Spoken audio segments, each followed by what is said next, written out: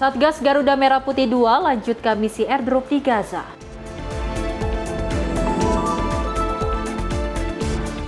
DPR sambut baik gagasan Presiden bangun kampung haji.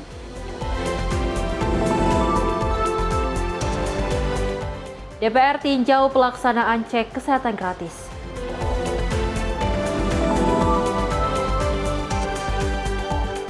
Seorang kakek bertahan hidup hanya dengan talas.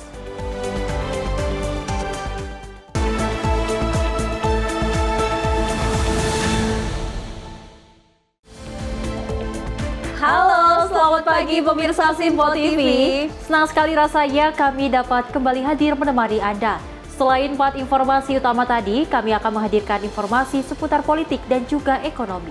Selain itu juga kami telah menyiapkan sejumlah informasi menarik lainnya seputar peristiwa bersama saya Luis Ayu. Dan saya Selis Regar, inilah Menyapa Indonesia Pagi selengkapnya.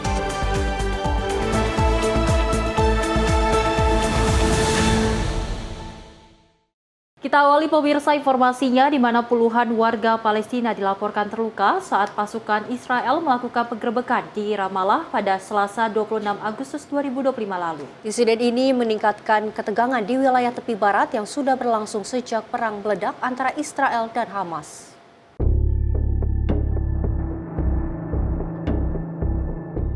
Rekaman video menunjukkan kendaraan militer terparkir di depan gedung Arab Bank dengan tentara berdiri di balkon dan sebagian lain yang memasuki area bisnis tersebut.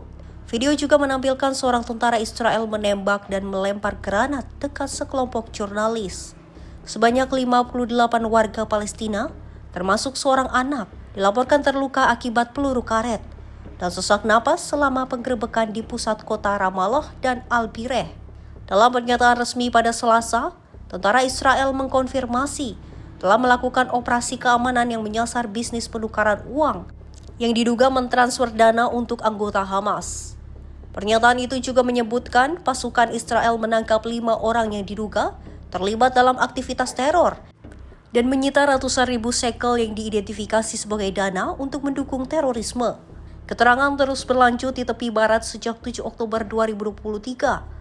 Setelah perang meledak antara Israel dan Hamas, pasca serangan yang menewaskan 1.139 orang, mayoritas warga sipil Israel, dan menyandera lebih dari 200 orang. Sebagai balasan, Israel melakukan operasi militer di seluruh Gaza dengan korban tewas 62.819 warga Palestina dan 158.629 lainnya terluka. Tim redaksi Simpo TV melaporkan. Rekaman video menunjukkan kendaraan militer diduga Israel beroperasi di desa Traja, Suriah pada Selasa dini hari. Insiden ini menyulut kecaman internasional setelah laporan menyebutkan seorang warga sipil tewas dalam serangan tersebut.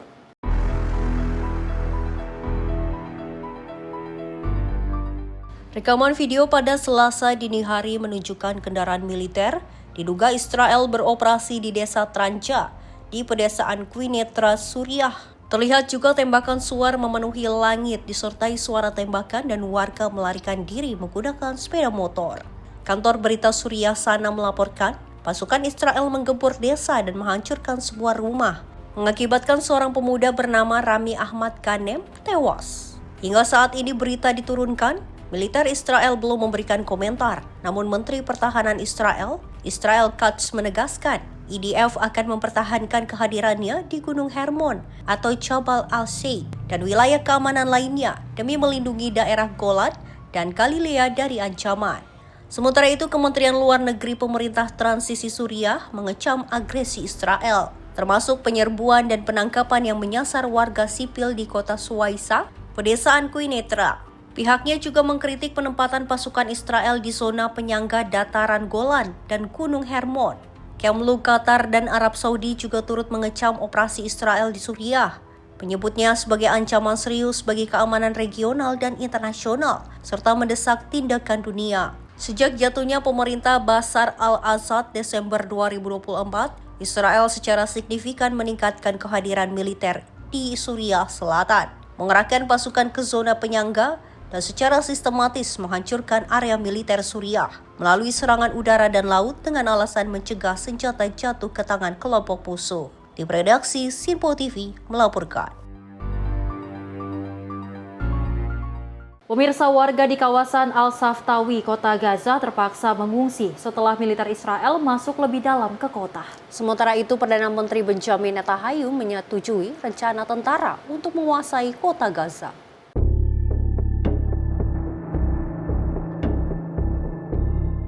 Warga berusaha menyelamatkan diri dari kawasan Al-Saftawi, Gaza pada Selasa 26 Agustus 2025 saat militer Israel masuk lebih dalam ke kota. Warga Gaza menyatakan mereka tidak tahu harus kemana atau kembali kemana. Mereka mengatakan Israel membom bangunan di sekitar mereka. Dan pesawat menjatuhkan selebaran yang hanya memberikan waktu 10 menit untuk mengungsi. Rekaman gambar menunjukkan keluarga pengungsi memuat barang bawaan mereka ke kendaraan untuk meninggalkan kota. Sebagian berjalan kaki sementara yang lain duduk di tanah menunggu alat transportasi. Hingga berita ini diturunkan, militer Israel belum memberikan komentar terkait penjatuhan selebaran yang menyerang di kawasan Al-Saftawi. Sebelumnya, Perdana Menteri Benjamin Netanyahu mengumumkan persetujuannya terhadap rencana tentara untuk menguasai kota Gaza. Perang Hamas-Israel di Gaza meletus pada 7 Oktober 2023 saat kelompok itu melancarkan serangan yang belum pernah terjadi terhadap Israel, menewaskan 1.139 orang dan menyandera lebih dari 200 orang menurut pihak Israel. Sementara itu, pihak Palestina mengklaim hingga berita ini diturunkan, operasi militer berskala besar Israel di Gaza telah menyebabkan 62.686 orang tewas. Tim redaksi Sinpo TV melaporkan. Pemirsa, Satgas Garuda Merah Putih II kembali melaksanakan misi kemanusiaan di jalur Gaza, Palestina. 2 pesawat C-130J Super Hercules TNI Angkatan Udara berhasil menerjunkan bantuan logistik hingga total mencapai 81,5 ton.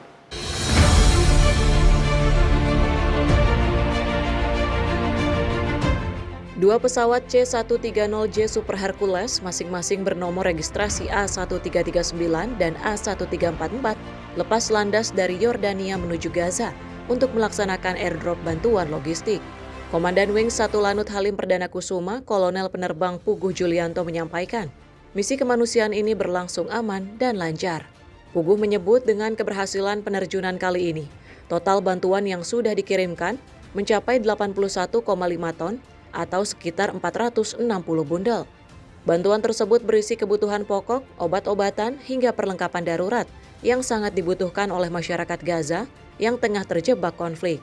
Sebanyak 66 personel TNI terlibat, terdiri dari awak pesawat dan tim pendukung yang bekerja dengan perhitungan matang demi kelancaran operasi. Alhamdulillah tadi kita melaksanakan penerbangan dengan 2 sorti dan kita tadi bisa alhamdulillah bisa mendrop kurang lebih 9,9 ton sehingga total dengan sampai hari ini sesuai dengan target kita 80 ton sudah tercapai, bahkan melebihi sekitar 81,7 ton.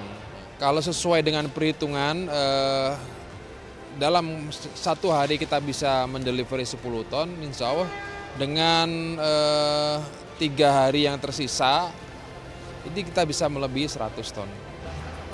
Jadi logistik yang kita delivery ini seluruhnya memang disiapkan oleh Basnas. Pada intinya mereka sudah menyiapkan, kalau tidak salah itu waktu itu memang ada lebih dari 100 ton. Namun karena kita memiliki target 80 ton, sementara kan kedua kali kemarin sudah disiapkan 80. Ternyata masih ada payung yang lebih yang kita bawa dari Jakarta, sehingga perintah terakhir optimalkan. Ya, dengan dioptimalkan itu dengan payung sisa yang ada bisa mencapai kurang lebih 100 ton. Dan mereka mau menambah atau bisa memberikan bantuan yang saat ini ada di gudang untuk digeser kita laksanakan airdrop. Saat yang kita bawa kemarin adalah 600 biji, tetapi ada sisa jumlah payung yang pada saat airdrop yang pertama dulu disimpan di Jordania sejumlah 33, sehingga total semua 633 payung yang kita pakai untuk misi di Jordania ini. Setiap paket bantuan yang diterjunkan membawa harapan baru. Indonesia menunjukkan kepedulian dan solidaritas di tengah krisis kemanusiaan. Misi kemanusiaan ini dipastikan akan terus berlanjut hingga seluruh bantuan yang dipersiapkan benar-benar tiba di tangan rakyat Gaza. Tim Sinpo TV melaporkan. Pemirsa, militer Israel mengkonfirmasi telah melancarkan 2 serangan beruntun ke rumah sakit Nasser di Gaza Selatan dengan sasaran sebuah kamera pengawas yang diduga milik Hamas. Namun serangan tersebut menyebabkan 20 orang tewas termasuk 5 jurnalis.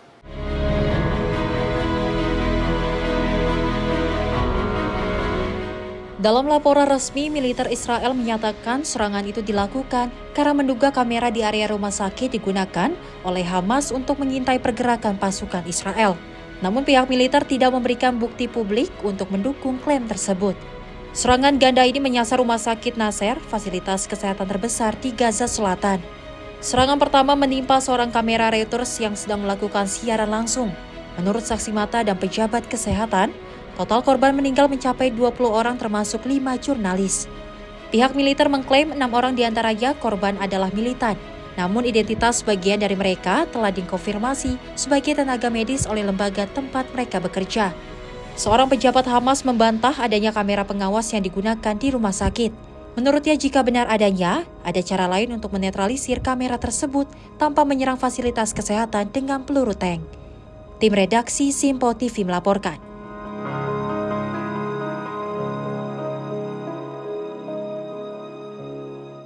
Kita beralih ke informasi lainnya, pemirsa. Kecelakaan lalu lintas terjadi di Jalan Ahmad Yani, tepatnya di perempatan SMPN 3 Pringsewu, Lampung.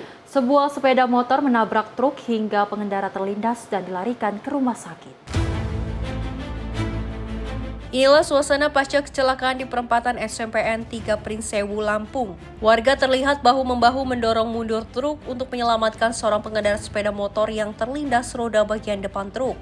Aksi dorong truk itu adalah upaya penyelamatan warga agar nyawa pengendara sepeda motor tersebut bisa tertolong. Seperti diketahui, pengendara motor itu terlindas usai berkecepatan tinggi dan menabrak bagian depan truk. Saat truk berbelok ke arah terminal Pringsewu, alhasil pengendara terjatuh dan masuk ke dalam kolong dan terlindas roda depan truk. Warga yang berhasil mengevakuasi langsung melarikan korban ke rumah sakit dan melaporkan kejadian tersebut ke kantor polisi. Dari Jakarta, tim redaksi Simpo TV melaporkan. Sementara itu, pemirsa, seorang ibu nekat membunuh anak kandungnya yang masih berumur 3 bulan dan langsung menguburnya di Kampung Vietnam, Distrik Sarmi, Kabupaten Sarmi, Jayapura, Papua pada Sabtu 23 Agustus 2025. Diduga aksi nekat si ibu dilakukan usai cekcok dengan sang suami yang tidak memberikan nafkah.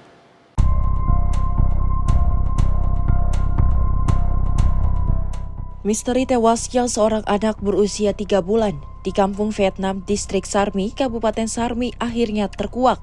Dari hasil penyelidikan diketahui pelaku pembunuhan yaitu ibu kandungnya sendiri.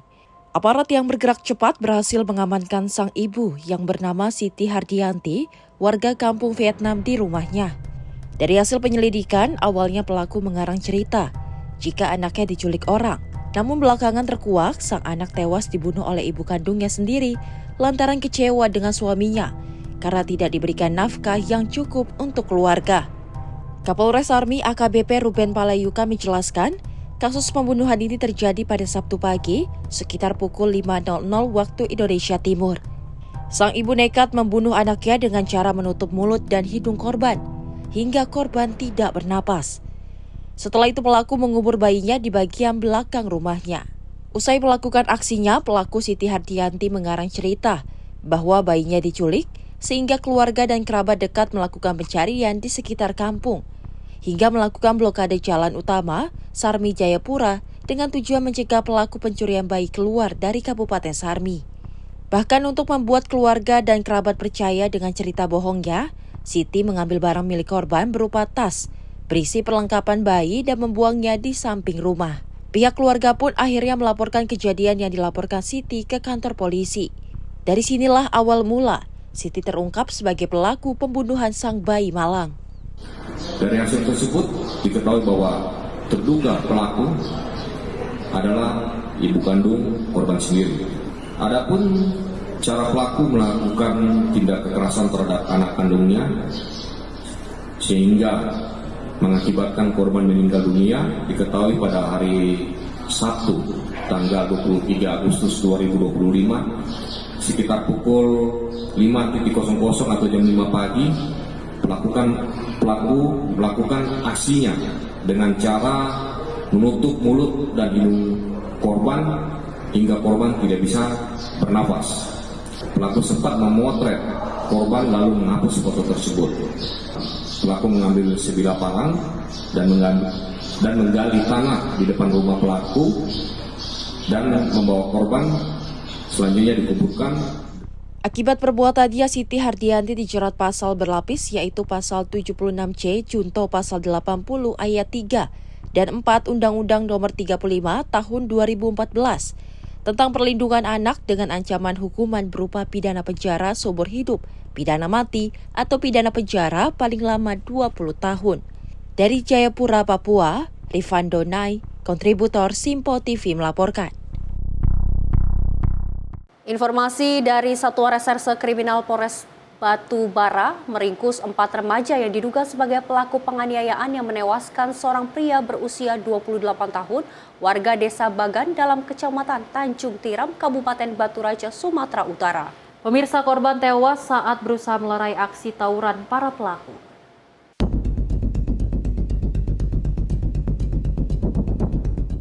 Satu persatu pelarian para tersangka penganiayaan dan pembunuhan ini berakhir di tangan polisi. Kurang dari sepekan, polisi berhasil menangkap mereka setelah diduga melakukan penganiayaan yang menyebabkan seorang pria berusia 28 tahun tewas. Para tersangka tersebut diringkus Satreskrim Polres Batu Bara di lokasi yang berbeda di Kabupaten Batu Bara. Peristiwa pembunuhan itu berawal saat terjadi aksi tawuran antara dua kelompok remaja di Gang Hantu, Desa Bagan Dalam, Kecamatan Tanjung Tiram, Batu Bara, Sumatera Utara pada 20 Agustus 2025. Saat itu korban melerai agar bentrokan antar dua kelompok remaja dihentikan. Namun niat korban membubarkan aksi tawuran tidak mendapat respon kedua kubu. Malah salah satu kelompok menyerang korban. Korban dianiaya dan ditikam menggunakan senjata tajam hingga akhirnya meninggal dunia. Bupati Batu Bara Baharudin Siagian dalam keterangan persnya di Mapolres Batu Bara mengatakan, korban tewas dengan luka tusukan senjata tajam saat berusaha melerai aksi tawuran antar dua kelompok remaja yang terjadi pada 20 Agustus lalu. Uraian kejadiannya yaitu tanggal 20 Agustus 2025 sekira pukul 20 waktu Indonesia Barat di Jalan Sempurna atau Gang Hantu, kelompok Al-Farizi Ibra alias Rizi dan kawan-kawan berniat untuk tawuran dengan kelompok Gopek dan kawan-kawan. Para tersangka kini masih diamankan petugas dan terancam hukuman berat. Dari Medan, Sumatera Utara, Wira Erlangga, kontributor Simpo TV melaporkan. Informasi lainnya, pemirsa, di mana seorang pria yang berperan sebagai pengedar sekaligus kurir narkoba jenis ganja ditangkap anggota Satres Narkoba Polres Metro Jakarta Selatan. Hasil pemeriksaan sementara, pelaku yang telah 5 kali membawa paket ganja dengan total 253 kg merupakan kaki tangan seorang narapidana di dalam lapas.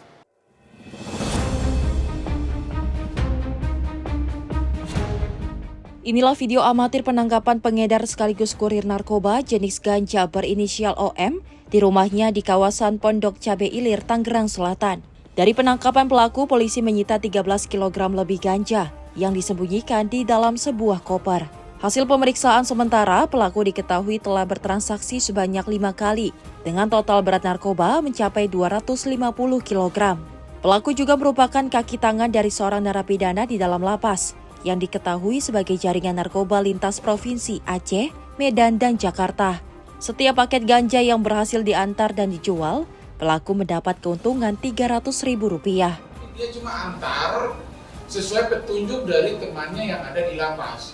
Dia datang, dia kasih barang di situ, tempel di situ, nanti dia mendapatkan fee dari temannya yang ada di lapas, 200 sampai 300 juta per paket.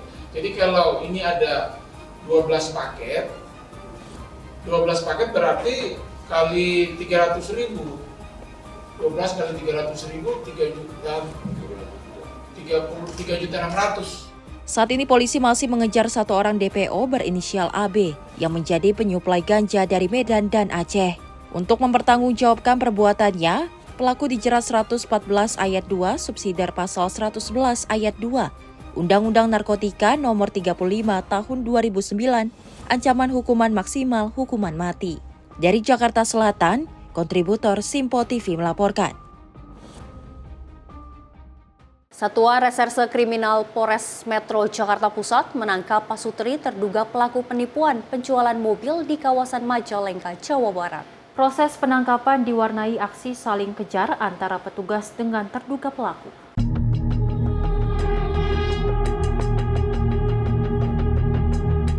Pria yang merupakan suami dari terduga pelaku penipuan penjualan mobil online ini tidak berkutik saat diringkus petugas Satreskrim Polres Metro Jakarta Pusat di Majalengka, Jawa Barat pada Selasa 26 Agustus 2025 malam. Petugas dengan sigap menangkapnya usai aksi saling kejar dengan mobil terjadi antara petugas dengan terduga pelaku. Suami terduga pelaku dibuat berlutut dan memborgol kedua tangannya untuk langsung dibawa petugas ke dalam mobil petugas. Pria berinisial A yang merupakan suami dari terduga pelaku RR diamankan karena membantu sang istri kabur dari jeratan kasus penipuan jual beli mobil dengan nilai 420 juta rupiah. Pengejaran itu bermula saat polisi menangkap RR, istri pria tersebut, atas laporan dari korban berinisial AS warga Papua Tengah, di mana RR menjanjikan penjualan satu unit kendaraan roda 4 seharga 420 juta rupiah, namun tidak dikirimkan kendaraannya saat uang sudah ditransfer ke rekening RR. Sejak itu RR melarikan diri dengan dibantu sang suami ke sejumlah daerah, namun pelarian RR tercium petugas dan berhasil ditangkap di kawasan Majalengka. Jadi tersangka ini mengiming-imingi korban untuk membeli mobil baru. Jadi korban sudah mentransfer 420 juta, namun ternyata uangnya tidak digunakan untuk membeli mobil, namun untuk kebutuhan lain daripada tersangka. Pelaku ini sempat kita tahan di ruang khusus, tidak bersama-sama dengan tahanan yang lainnya. Namun kemudian ternyata dimanfaatkan oleh tersangka untuk celah, kemudian meminta dan dengan bantuan dari suaminya sempat melarikan diri pada pukul 4 pagi. Kemudian kami lakukan pengejaran dan kami temukan lagi jejaknya di Jogja dan di Cirebon sampai kami dapat di Majalengka. Mantan suaminya pernah menjadi tentara namun dipecat karena disersi. Dari hasil pemeriksaan petugas, tersangka RR menghabiskan uang sebesar 420 juta rupiah untuk memenuhi kebutuhan pribadinya, seperti merenovasi rumah, membayar uang muka pembelian 2 unit mobil beserta cicilannya, membeli ponsel baru, membayar cicilan rumah, dan membeli emas. RR juga diketahui baru mengembalikan uang korban sekitar 80 juta rupiah secara bertahap. Akibat perbuatannya, RR dijerat dengan pasal 378 KUHP tentang penipuan dengan ancaman 4 tahun penjara. Dan suaminya dijerat pasal 221 KUHP karena membantu pelarian istrinya. Dari Jakarta, Dio Malau, Sinpo TV melaporkan. Lagi-lagi pemirsa, aksi pencurian sepeda motor terjadi di wilayah Kemayoran, Jakarta Pusat pada Selasa kemarin. Dan 2 orang pelaku yang menggunakan sepeda motor terekam jelas di kamera CCTV saat membobol kunci kendaraan korban dan membawanya kabur.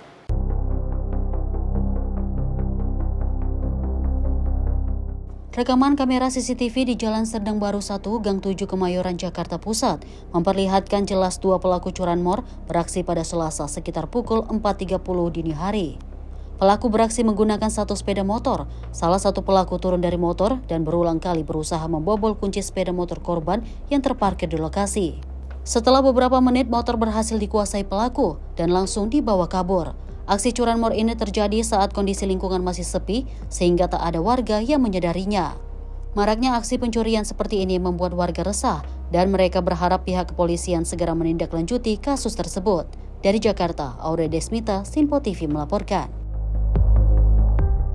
Informasi lainnya pemirsa, seekor macan tutul yang masuk ke Balai Desa Kutamandarakan, Kecamatan Meleber, Kuningan, Jawa Barat berhasil dievakuasi oleh tim BKSDA pada Selasa 26 Agustus 2025. Proses evakuasi yang melibatkan damkar, BPBD, dan kepolisian berlangsung selama hampir 2 jam dengan metode pembiusan sesuai standar operasional.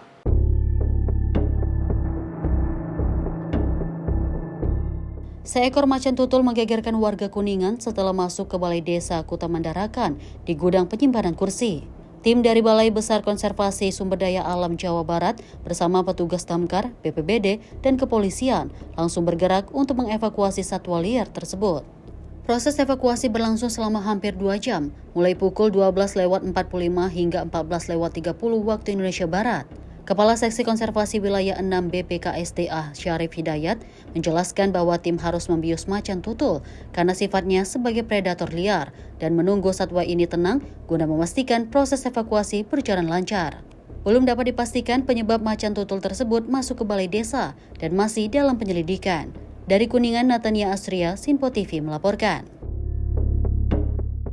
Luis dan pemirsa, kita ketahui ada kejadian di mana macan tutul ini masuk ke permukiman warga, di mana memang ternyata hewan liar yang memang ini membahayakan untuk keadaan pada warga di sekitar sana. Akhirnya bisa dievakuasi oleh tim kepolisian, BPBD dan juga warga sekitar, di mana memang kita ketahui dari proses evakuasi ini berjalan cukup lama, hampir memakan waktu hingga 2 jam. Betul. Dan memang proses evakuasi dari macan tutul ini menggunakan metode dengan pembiusan agar nantinya macan tutul ini bisa tidak sadar, karena memang kan kita ketahui macan tutul adalah hewan liar yang mungkin ini bisa membahayakan warga di sana. Betul sekali, dan memang metode dari pembiusan ini sendiri juga agar macan tutul itu sendiri nantinya akan dikembalikan ke habitatnya atau dikembalikan ke hutan yang mungkin mereka sempat lepas atau liarkan karena mungkin kekurangan makan ataupun apapun. Dan memang harapannya juga dari pihak-pihak terkait yang melakukan evakuasi tersebut dapat berjalan dengan lancar dan nantinya tidak akan terjadi terulang kembali macan tutul masuk ke area pemukiman warga. Betul sekali. Dan pemirsa, informasi selanjutnya akan kami hadirkan usai jeda. Tetap bersama kami di Menyapa Indonesia Pagi.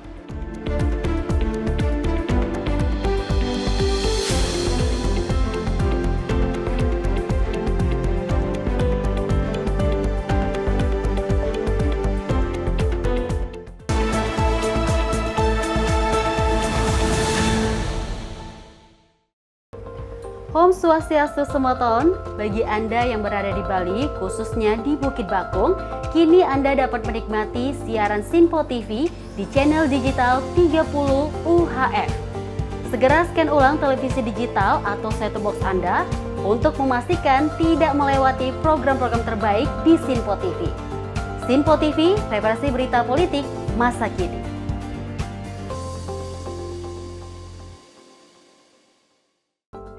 Sampurasun Jawa Barat, saat ini siaran Sinpo TV telah hadir di Cirebon, Jawa Barat di channel digital 29 UHF. Segera scan ulang saluran digital televisi Anda untuk memastikan Sinpo TV tetap selalu ada di layar kaca Anda. Sinpo TV, referensi berita politik masa kini.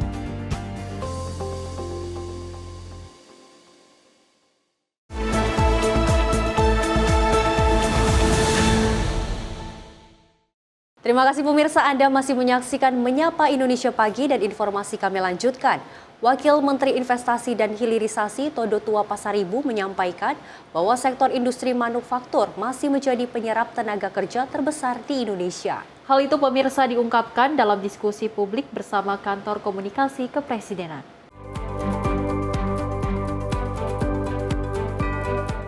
Wakil Menteri Investasi dan Hilirisasi Todo Tua Pasaribu menjelaskan hingga saat ini sektor industri manufaktur masih mendominasi penyerapan tenaga kerja di tanah air. Hal tersebut terjadi karena industri manufaktur masih mengandalkan kekuatan labor atau tenaga manusia dalam proses produksinya. Meski demikian, Todo Tua menyampaikan bahwa penyerapan tenaga kerja tidak hanya dilihat dari jumlah pekerja langsung, melainkan dari dampak tidak langsung, yaitu diciptakan suatu investasi. Ia pun mencontohkan pembukaan pabrik smelter yang jumlah pekerjanya lebih kecil dibandingkan industri padat karya seperti pabrik sepatu. Namun, ekosistem ekonomi yang dibangun smelter jauh lebih besar dan memberikan multiplier efek dalam penyerapan tenaga kerja di sekitarnya. Pertama, sektor apa yang paling menyerap tenaga kerja? Sektor industri manufaktur. Itu kenapa? Karena masih menggunakan kekuatan labor. Ya kan, kalau di sektor terus terang aja saya mau katakan bahwa kalau di sektor investasi, industrialisasi, pengolahan itu constraint yang paling utamanya adalah mengenai strategi teknologi. Tetapi melihatnya juga nggak bisa. Ini kan saya selalu berbicara begini. Penyerapan tenaga kerjanya itu ada yang kita sebut, kalau saya bahasanya direct dan indirect impact. Pabrik buka, mungkin ya yang namanya pabrik smelter misalnya pengolahan nikel buka, mungkin dia nyerap tenaga kerjanya jauh lebih kecil daripada pabrik sepatu, ya kan? Tetapi ekosistem ekonominya itu nilainya lebih besar dan impact nyerap tenaga kerjanya. Makanya terkadang ada beberapa teman-teman para pengamat, para ekonom tanya bahwa angkanya itu memang benar tuh Pak. 2024 itu 2,4. Emang benar saya bilang. Karena ini angka bukan kita yang ciptain. Para pelaku pengusaha investasinya itu yang menginput datanya. Dari Jakarta, Jihan Nabila, Azizul Hakim, Sinpo TV melaporkan. Dari Wakil Kepala Badan Penyelenggaraan Ibadah Haji dan Umroh, Dhanil Ansar Simanjuntak ini mengungkapkan bahwa Presiden Prabowo Subianto menginginkan Kementerian Haji akan diisi oleh orang-orang yang berintegritas dan mempunyai komitmen tinggi. Dan nantinya akan dilakukan screening secara ketat agar tidak melakukan praktek korupsi ataupun manipulasi dalam Kementerian Haji. Wakil Kepala Badan Penyelenggaraan Ibadah Haji dan Umroh Dhanil Ansar Simanjuntak mengapresiasi Presiden Prabowo Subianto yang menginginkan Badan Penyelenggaraan Haji menjadi kementerian. Menurutnya, Presiden Prabowo telah mencatatkan sejarah sebagai kepala negara yang mampu membangun Kementerian Haji agar dapat mempermudah dan memperlancar para jemaah yang melakukan haji dan umroh. Kendati demikian, Dhanil mengatakan Presiden Prabowo berkeinginan Kementerian Haji nantinya dapat ditempatkan oleh orang-orang yang mempunyai integritas dan komitmen tinggi. Dirinya menyebut pihaknya akan melakukan screening secara ketat agar Kementerian Haji tidak diisi oleh orang yang berintegritas rendah, seperti melakukan praktek korupsi dan manipulasi. Karena ini pesan utama dari Presiden, Kementerian Haji dan Umroh ini harus menjadi wajahnya integritas. Dan teman-teman jangan lupa, Kementerian Haji dan Umroh ini adalah legasi penting dari Presiden Prabowo. Dalam sejarah Indonesia, banyak Presiden menginginkan mendirikan badan penyelenggara haji atau badan pengelola haji, bahkan Kementerian Haji, namun selalu gagal. Tapi Presiden Prabowo kali ini mencatat sejarah, beliau memberikan hadiah besar untuk rakyat Indonesia, untuk terutama umat Islam tentu, dengan keberadaan Kementerian Haji dan Umroh. Dalam sejarah semua presiden berusaha melakukannya, namun hanya Presiden Prabowo kali ini yang mampu mewujudkannya. Dari Jakarta, Fahrizal Ahmad Amin, Sinpo TV melaporkan. Sementara itu, informasi dari Wakil Ketua DPR Cucun Ahmad Syamsurizal menyambut baik gagasan dari Presiden Prabowo Subianto terkait pembangunan kampung haji di Arab Saudi. Menurutnya pemirsa, pembangunan kampung haji ini akan berdampak pada pertumbuhan ekonomi. Presiden Prabowo Subianto berencana akan membangun kampung haji yang berada di Arab Saudi. Rencana ini menjadi misi khusus pemerintah yang nantinya akan melibatkan salah satunya Badan Pengelola Investasi Daya Anagata Nusantara atau Danantara. Ihwal rencana pembangunan kampung haji ini pun mendapatkan apresiasi langsung dari Wakil Ketua DPR Cucun Ahmad Syamsurizal. Cucun menilai pembangunan kampung haji akan berdampak kepada pertumbuhan ekonomi. Pemerintah kita juga harus melihat peluang-peluang dalam pelaksanaan haji dan umroh. Apalagi gagasan Pak Presiden membuat kampung haji, bahkan sudah dikunjungi, itu bagian daripada terobosan baru yang nanti efek daripada ekonominya juga itu akan tumbuh kembang. Yang jemaah haji Indonesia, jemaah umroh kita ini tidak keluar, tapi tetap bekerja sama dengan pemerintah Saudi, Indonesia juga sama bisa diuntungkan. Ya, itu salah satunya. Kita sambut baik gagasan dari kampung haji, terutama sekarang mengelola orang yang setiap tahun bermasalah ini. Dengan Kementerian Haji kita punya harapan. Dari Jakarta, Fahrizal Ahmad Amin, Sinpo TV melaporkan. Kita beralih ke informasi lainnya pemirsa, di mana di tengah hiruk pikuk kehidupan modern masih ada sosok yang harus berjuang dengan keterbatasan. Seorang kakek parubaya di Desa Panimbang, Kecamatan Panimbang, Banten hidup seorang diri di sebuah gubuk reot yang hampir roboh.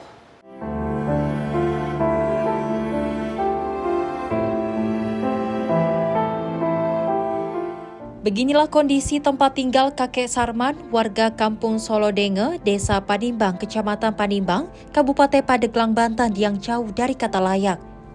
Rumah yang seharusnya menjadi tempat paling nyaman, namun nyatanya tidak untuk kakek Sarman. Sudah 15 tahun kakek berusia 70 tahun ini tinggal sendiri, setelah ditinggalkan anak dan istri yang entah kemana. Di usianya yang sudah tidak muda lagi, kakek Sarman harus berjuang sendiri untuk bertahan hidup. Untuk mengisi perut, ia hanya mengandalkan talas yang tumbuh liar di sekitar pekarangan kecilnya. Talas rebus menjadi menu sehari-hari karena keterbatasan ekonomi membuatnya tak mampu membeli beras atau lauk pauk lainnya.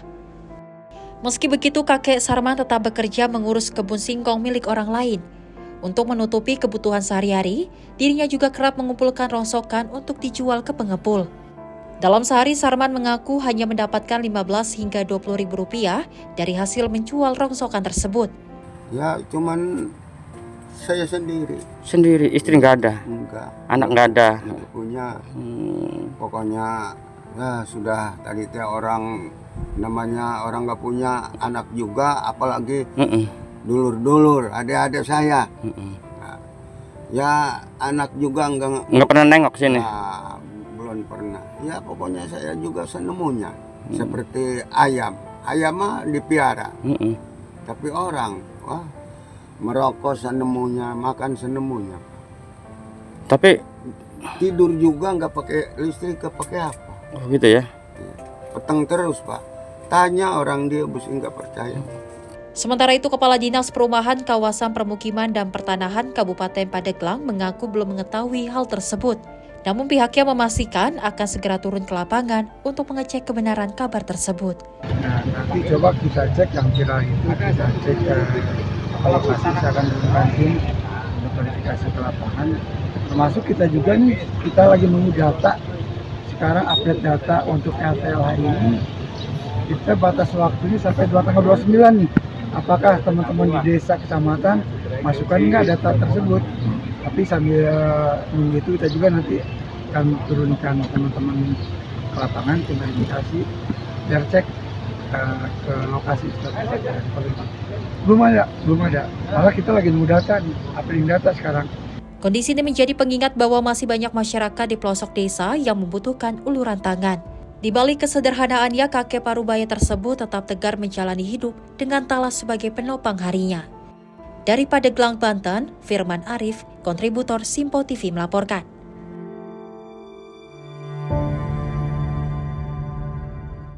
Menteri Perlindungan Pekerja Migran Indonesia Abdul Qadir Karding bertemu dengan Wakil Menteri Kesehatan Tenaga Kerja dan Kesejahteraan Jepang Wani Buchiyoko pada 25 Agustus 2025.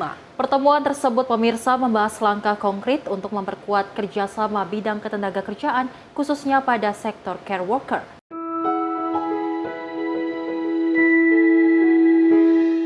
Dalam pertemuan Menteri Pelindungan Pekerja Migran Indonesia Abdul Qadir Karding dengan Ministry of Health, Labor and Welfare atau Wakil Menteri Kesehatan, Tenaga Kerja, dan Kesejahteraan Jepang Wani Buchiyoko pada Senin 25 Agustus 2025 membicarakan langkah konkret untuk memperkuat kerjasama bidang ketenaga kerjaan, khususnya pada sektor care worker. Dalam kesempatan itu, Menteri Karding menyampaikan pentingnya memberikan kesempatan bagi kandidat care worker Indonesia untuk mengikuti ujian nasional hingga 3 kali agar mereka memiliki peluang yang lebih adil untuk lolos sesuai standar Jepang. Sementara itu, Wakil Menteri Kesehatan, Tenaga Kerja, dan Kesejahteraan Jepang menegaskan bahwa Jepang ingin memastikan program ini berjalan lancar sehingga komunikasi dan koordinasi antara kedua negara harus terus ditingkatkan. Menteri Karding pun mengusulkan pembentukan tim bersama sebagai wadah untuk melakukan akselerasi, evaluasi, dan penyempurnaan pelaksanaan kerjasama. Usulan tersebut mendapat sambutan positif di mana MHLW juga berharap adanya dukungan Indonesia agar kerjasama ini semakin erat dan proyek berjalan lancar. Dalam rangka memperkuat kerjasama, kita perlu membentuk joint team untuk melakukan akselerasi, evaluasi, dan penyempurnaan terhadap pelaksanaan kerjasama. Lebih lanjut, Menteri Karding menekankan bahwa kunjungan ini diharapkan menjadi momentum untuk mempererat hubungan bilateral, terutama dalam pengembangan SDM bersama Indonesia-Jepang. Tim redaksi Simpo TV melaporkan.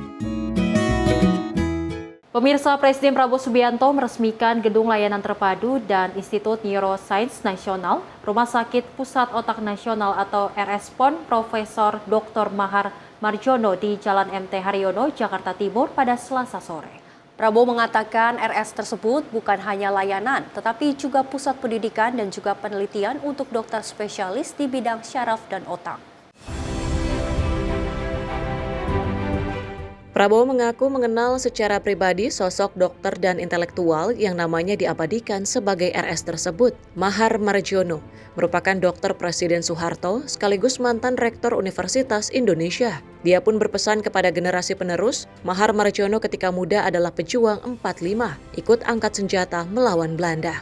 Karena dulu Fakultas Kedokteran di Indonesia selalu merupakan anak paling pintar, begitupun dengan Mahar Marjono menjadi dokter medis. Prabowo pun membagikan kenangan ketika Mahar Marjono menjadi rektor UI, yang bersangkutan selalu terdepan membela mahasiswa yang melakukan demonstrasi ke pemerintah. Ketika tentara ingin menangkap mahasiswa UI dengan masuk kampus, sambung dia, Mahar Marjono berdiri terdepan dalam membela. Presiden Prabowo pun bangga melihat segala fasilitas yang ada di RS-PON. Segala fasilitas yang ada di RS-PON tidak kalah dengan layanan di RS negara maju. Saya punya suatu kebanggaan khusus karena kebetulan saya sempat kenal dengan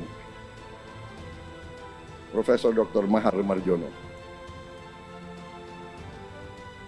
Saya sempat jadi pasien sebentar lah, namanya tentara, pernah kecelakaan beberapa kali, jadi sempat otak saya pun diperiksa oleh beliau,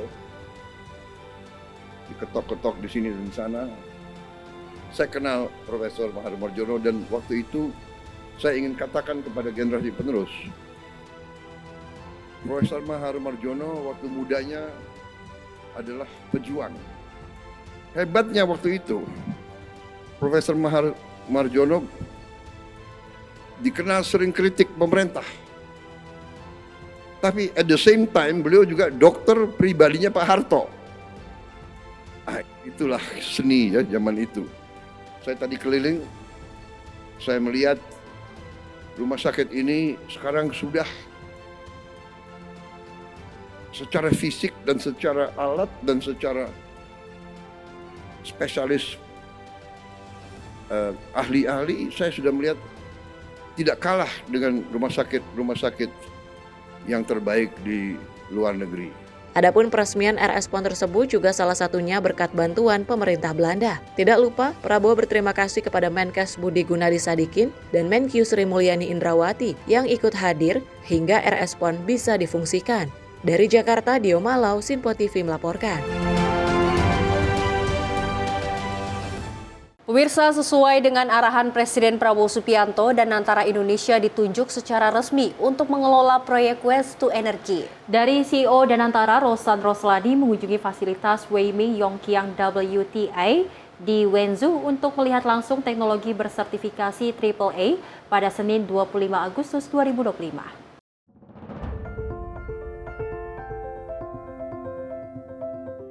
Dalam rangka kunjungan kerja ke China, CEO Danantara Rosan Roslani mengunjungi fasilitas Weiming Yongqiang WTI di Wenzhou untuk melihat langsung teknologi bersertifikasi AAA dengan emisi gas buang lebih rendah dari standar EU dan kapasitas 3.200 ton per hari.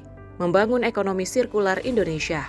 Rosan juga melakukan diskusi mendalam mengenai WTI, manufaktur, serta research and development untuk membuka peluang proyek di Indonesia, termasuk pembangunan PLTBU berskala besar pertama di Bali dan produksi nikel PT Jiaman New Energy di Wedabai. Kunjungan ini menggambarkan Danantara yang membangun kolaborasi dengan berbagai perusahaan global untuk memperkuat ketahanan energi dan mengembangkan ekosistem ekonomi sirkular, sejalan dengan visi net zero emission demi masa depan yang lebih berkelanjutan. Tim redaksi Sinpo TV melaporkan. Sementara itu, pemirsa, Presiden Prabowo Subianto berencana membangun 500 rumah sakit berkualitas di seluruh Indonesia hingga 2029 untuk meningkatkan layanan kesehatan, terutama bagi penyakit kritis seperti stroke. Kepala negara menekankan pentingnya akses kesehatan dan pendidikan yang merata sebagai kunci kesejahteraan bangsa. Presiden RI Prabowo Subianto mengumumkan rencana membangun 500 rumah sakit berkualitas di berbagai daerah hingga tahun 2029. Langkah ini bertujuan untuk memperkuat layanan kesehatan nasional dan memastikan seluruh warga mendapat akses fasilitas kesehatan yang memadai, terutama untuk penyakit kritis seperti stroke. Prabowo menekankan pentingnya ketersediaan fasilitas kesehatan yang berkualitas agar pasien bisa mendapatkan penanganan tepat waktu dan menghindari resiko fatal. Ia percaya dengan dukungan kuat dari Menteri Kesehatan serta kementerian dan lembaga terkait, target pembangunan rumah sakit ini dapat terwujud. Jadi bagaimana caranya 500 rumah sakit berkualitas bagus harus ada di semua kabupaten Republik Indonesia. Tadi dikatakan kalau kena stroke 3 jam. Kalau dapat pelayanan 3 jam, selamat. Bisa aktif kembali. Lewat 5 jam, terapinya lama. Bisa jadi beban bagi keluarga. Harus bisa. Pertama, will dulu. Harus. Di hati kita, kalau kita punya niat, insya Allah kita akan mencapai itu. Selain itu, Prabowo menyatakan bahwa pendidikan dan kesehatan merupakan wujud demokrasi sejati bagi sebuah negara. Ia menegaskan bahwa seluruh lapisan masyarakat berhak mendapatkan pelayanan terbaik dalam 2 sektor ini, yang menjadi kunci utama menuju kesejahteraan bangsa. Tim redaksi Sinpo TV melaporkan. Pemirsa, pasien di RS PON Mahar Marjono menyambut positif fasilitas baru dan teknologi canggih yang membantu proses pemulihan mereka. Kehadiran teknologi canggih ini menjadi harapan baru bagi proses pemulihan pasien dan pengembangan rumah sakit sebagai pusat rujukan nasional. Pasien di Rumah Sakit Pusat Otak Nasional Mahar Marjono, Jakarta Timur memberikan tanggapan positif atas fasilitas baru yang telah diresmikan Presiden Prabowo Subianto pada 26 Agustus 2025. Kehadiran gedung dan teknologi canggih ini dianggap membawa harapan baru dalam proses pemulihan mereka. Salah satu pasien yakni Mutia yang menjalani terapi robotik setelah didiagnosis FIM merasa peningkatan signifikan dan semangat yang lebih baik di lingkungan baru tersebut. Awal-awal itu pas awal pendarahan, saya merasakan sakit kepala hebat, mual muntah, pokoknya sampai muntahnya itu sampai udah nggak ada makanan lagi, tinggal reak-reak aja. Kekuatan kaki saya jadi lebih baik, alhamdulillah, dan ya semakin bagus pola jalannya. Tak hanya Mutia, pasien lain Aslam Harahap dan Salman juga mengapresiasi pelayanan tepat waktu serta kenyamanan ruang perawatan yang kini lebih modern. Nggak ada keluhan sih. Pada saat kejadiannya nggak terasa apa-apa, biasa aja. Malah pada saat itu saya mau olahraga pagi, terus terjatuh aja, nggak bisa digerakin kakinya sama tangannya. Nyeret. Ya, nggak bisa bergerak tangan sama kaki, tiba-tiba aja. Ini baru saya rasakan sih ya. Sungguh bagus ya, bagus ya. Ini sangat membantu nanti untuk pasien ini. Lebih nyaman sih, tadi masuk kemarin nyaman ya. Awalnya saya lagi saum yaumul bid ya.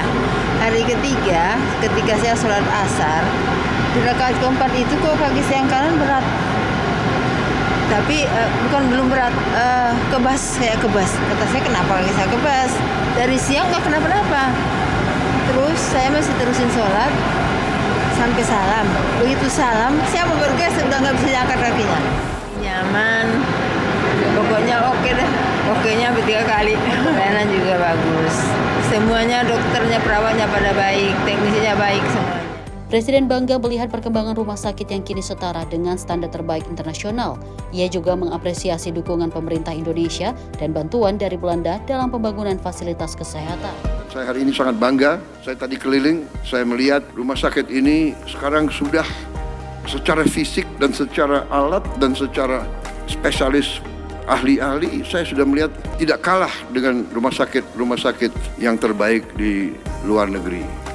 Terima kasih Menteri Kesehatan, terima kasih Menteri Keuangan yang terus mendukung, terima kasih semua unsur, dan juga terima kasih pihak luar negeri. Saya dapat dari laporan bahwa pemerintah Belanda juga membantu.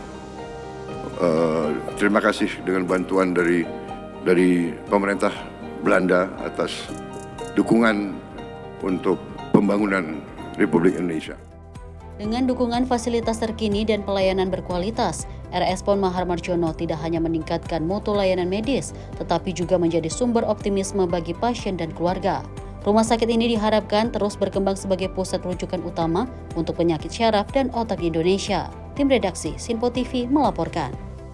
Ya, Sally dan juga pemirsa, ini merupakan satu momen juga yang dinanti-nantikan oleh masyarakat Indonesia. Salah satu rumah sakit diperbaiki lagi fasilitasnya, dipermudah lagi, sehingga ini khususnya apalagi rumah sakit khusus untuk otak ya. Ini sangat amat emang dibutuhkan sekali alat-alat yang canggih untuk pemulihan para pasiennya. Betul, memang dari para pasien yang ada di rumah sakit Pon menyambut baik bagaimana ada yang salah satu pasien yang kita lihat Luis dan pemirsa, di mana ternyata ia cukup semangat dengan adanya alat yang canggih untuk menyembuhkan penyakit yang ada di otak ia.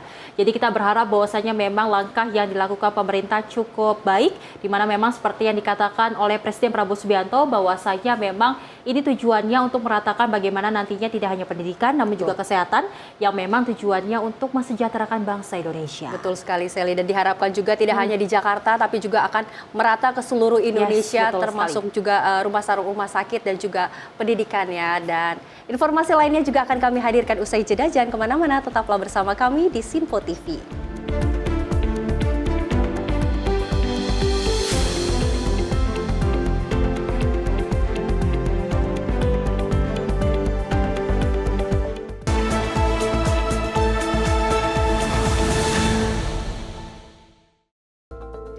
Via KBRN Des Jawa Tengah, bagi Anda yang berada di Gombel, Jawa Tengah, siaran Sinpo TV kini telah hadir di channel digital 30 UHF.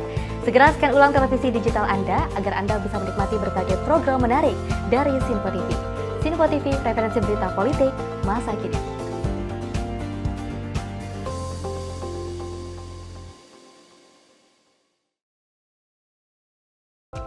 Horas Maju Medan. Untuk Anda yang berada di Bandar Baru, Sumatera Utara, kini Sinpo TV hadir di channel digital 28 UHF. Jangan lupa terus lakukan scan ulang secara berkala agar Sinpo TV hadir sebagai televisi terbaik di layar kaca Anda. Sinpo TV, referensi berita politik masa kini.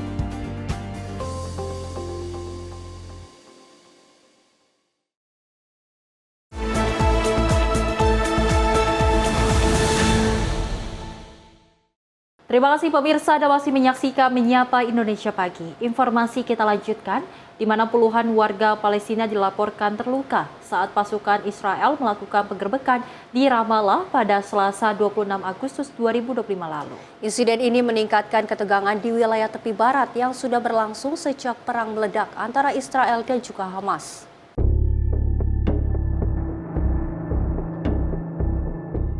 Rekaman video menunjukkan kendaraan militer terparkir di depan gedung Arab Bank dengan tentara berdiri di balkon dan sebagian lain yang memasuki area bisnis tersebut. Video juga menampilkan seorang tentara Israel menembak dan melempar granat dekat sekelompok jurnalis. Sebanyak 58 warga Palestina, termasuk seorang anak, dilaporkan terluka akibat peluru karet dan sesak napas selama penggerebekan di pusat kota Ramallah dan Al-Bireh. Dalam pernyataan resmi pada Selasa, tentara Israel mengkonfirmasi telah melakukan operasi keamanan yang menyasar bisnis penukaran uang yang diduga mentransfer dana untuk anggota Hamas. Pernyataan itu juga menyebutkan pasukan Israel menangkap 5 orang yang diduga terlibat dalam aktivitas teror dan menyita ratusan ribu shekel yang diidentifikasi sebagai dana untuk mendukung terorisme. Keterangan terus berlanjut di tepi barat sejak 7 Oktober 2023. Setelah perang meledak antara Israel dan Hamas, pasca serangan yang menewaskan 1.139 orang, mayoritas warga sipil Israel, dan menyandera lebih dari 200 orang. Sebagai balasan, Israel melakukan operasi militer di seluruh Gaza dengan korban tewas 62.819 warga Palestina dan 158.629 lainnya terluka. Tim redaksi Sinpo TV melaporkan. Rekaman video menunjukkan kendaraan militer diduga Israel beroperasi di desa Tranja, Suriah pada Selasa dini hari. Dan insiden ini menyulut kecaman internasional setelah laporan menyebutkan seorang warga sipil tewas dalam serangan tersebut.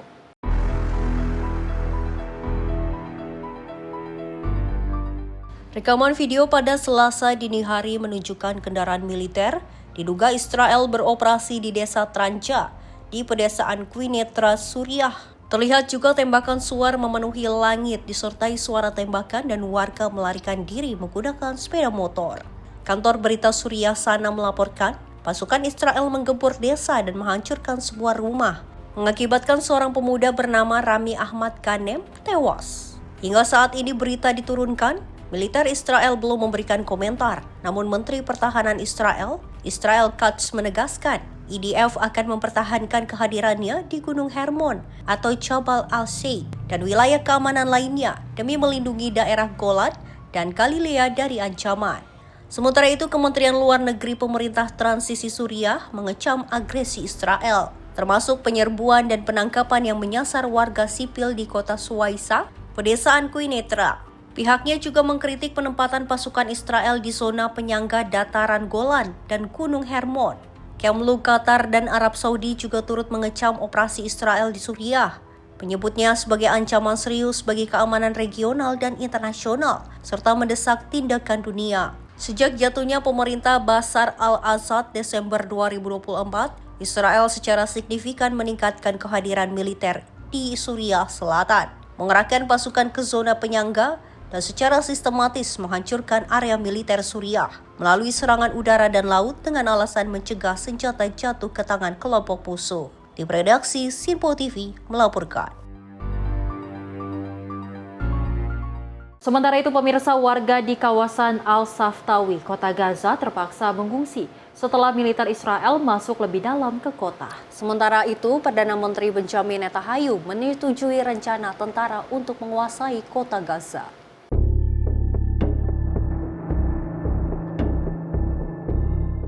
Warga berusaha menyelamatkan diri dari kawasan Al-Saftawi, Gaza pada Selasa 26 Agustus 2025 saat militer Israel masuk lebih dalam ke kota. Warga Gaza menyatakan mereka tidak tahu harus kemana atau kembali kemana. Mereka mengatakan Israel membom bangunan di sekitar mereka dan pesawat menjatuhkan selebaran yang hanya memberikan waktu 10 menit untuk mengungsi. Rekaman gambar menunjukkan keluarga pengungsi memuat barang bawaan mereka ke kendaraan untuk meninggalkan kota. Sebagian berjalan kaki sementara yang lain duduk di tanah menunggu alat transportasi. Hingga berita ini diturunkan, militer Israel belum memberikan komentar terkait penjatuhan selebaran yang menyerang di kawasan Al-Saftawi.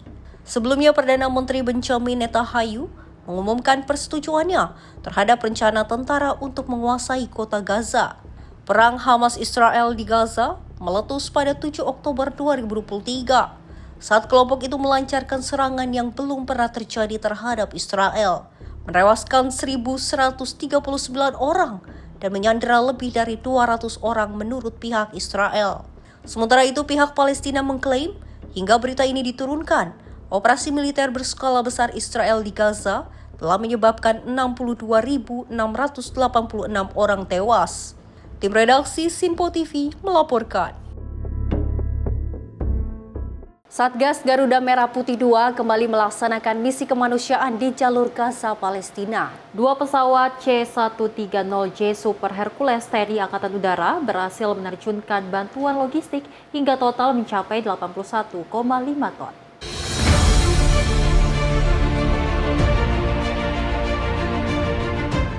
Dua pesawat C-130J Super Hercules masing-masing bernomor registrasi A1339 dan A1344 lepas landas dari Yordania menuju Gaza untuk melaksanakan airdrop bantuan logistik. Komandan Wings 1 Lanut Halim Perdana Kusuma, Kolonel Penerbang Puguh Julianto menyampaikan, misi kemanusiaan ini berlangsung aman dan lancar. Puguh menyebut dengan keberhasilan penerjunan kali ini, total bantuan yang sudah dikirimkan mencapai 81,5 ton atau sekitar 460 bundel. Bantuan tersebut berisi kebutuhan pokok, obat-obatan, hingga perlengkapan darurat yang sangat dibutuhkan oleh masyarakat Gaza yang tengah terjebak konflik.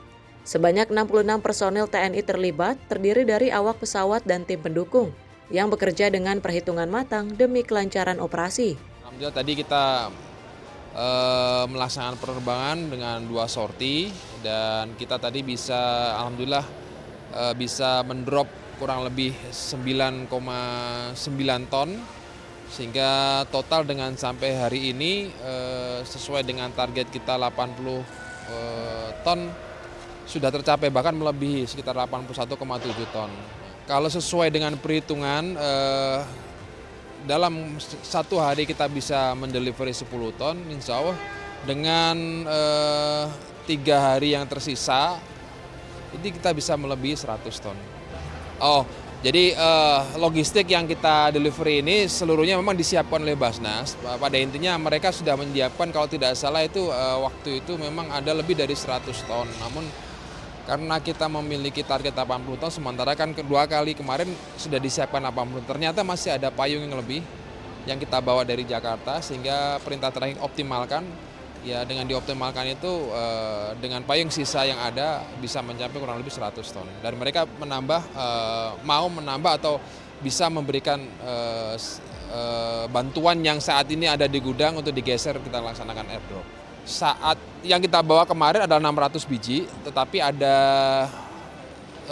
sisa jumlah payung yang pada saat airdrop yang pertama dulu disimpan di Jordania sejumlah 33, sehingga total semua 633 payung yang kita pakai untuk misi di Jordania ini. Setiap paket bantuan yang diterjunkan membawa harapan baru. Indonesia menunjukkan kepedulian dan solidaritas di tengah krisis kemanusiaan. Misi kemanusiaan ini dipastikan akan terus berlanjut hingga seluruh bantuan yang dipersiapkan benar-benar tiba di tangan rakyat Gaza. Tim Sinpo TV melaporkan. Dari militer Israel mengkonfirmasi telah melancarkan 2 serangan beruntun ke rumah sakit Nasser di Gaza Selatan dengan sasaran sebuah kamera pengawas yang diduga milik Hamas. Namun serangan tersebut menyebabkan 20 orang tewas, termasuk 5 jurnalis.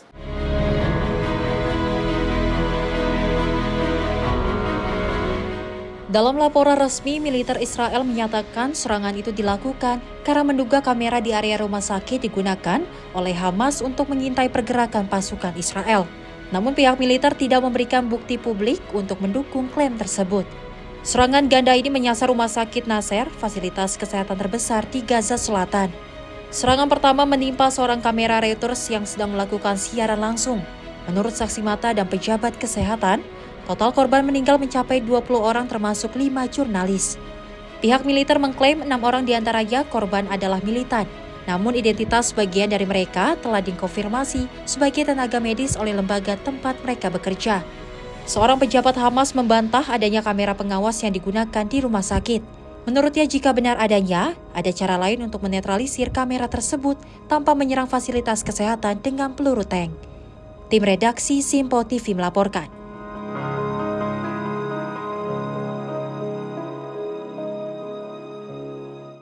Lagi-lagi kita lihat Luis dan pemirsa, ternyata di kota Gaza tidak berhenti-berhentinya. Bagaimana banyak sekali korban yang tewas, termasuk 5 jurnalis yang memang tewas di jalur Gaza.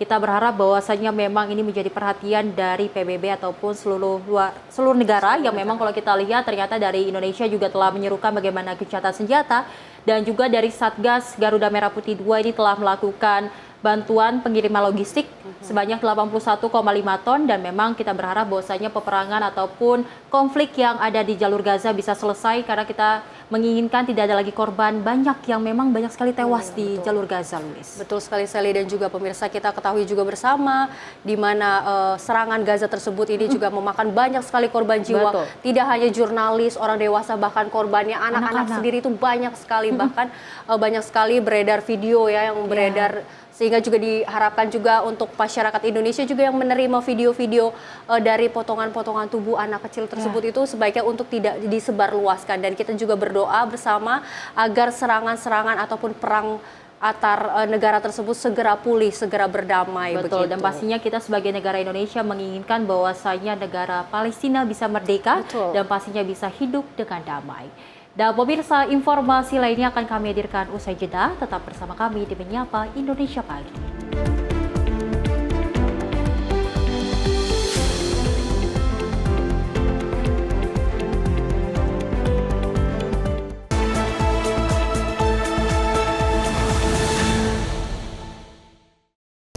Halo area-area Surabaya, kini Sinpo TV hadir di Surabaya melalui channel digital 35 UHF.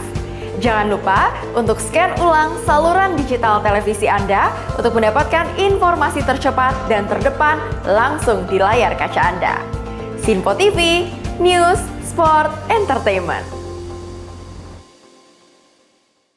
Apa Kareba Makassar? Kini siaran Sinpo TV telah hadir di kota Anda, Makassar, Sulawesi Selatan. Tentunya di channel digital 28 UHF. Dan pemirsa jangan lupa untuk terus melakukan scan ulang secara berkala agar tak ketinggalan dengan berbagai informasi dan tentunya program menarik di Sinpo TV. Sinpo TV, referensi berita politik masa kini.